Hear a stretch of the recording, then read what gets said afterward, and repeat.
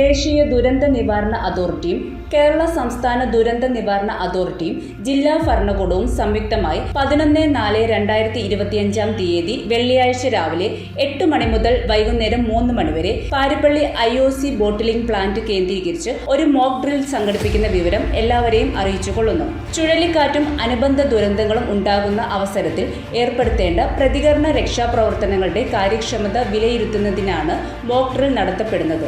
Mock ഡ്രില്ലിന്റെ ഭാഗമായി പരിസരവാസികളെ വീടുകളിൽ നിന്നും സുരക്ഷിത കേന്ദ്രങ്ങളിലേക്ക് ഒഴിപ്പിക്കുന്നതിനുള്ള നിർദ്ദേശങ്ങൾ പുറപ്പെടുവിക്കുന്നതാണ്. കൂടാതെ എഴിപ്പുറം ESI വാർഡുകളിൽ ഗതാഗത നിയന്ത്രണവും ഏർപ്പെടുത്തുന്നതാണ്. മോക്ക് ഡ്രില്ലിന്റെ ഭാഗമായി IOC പ്ലാന്റിൽ നിന്നും സൈറൺ മുഴക്കുകയും ആംബുലൻസ്, ഫയർഫോഴ്സ്, പോലീസ് വാഹനങ്ങളും പൂർണ്ണസമയം മോക്ക് ഡ്രില്ലിൽ പങ്കെടുക്കുന്നതാണ്.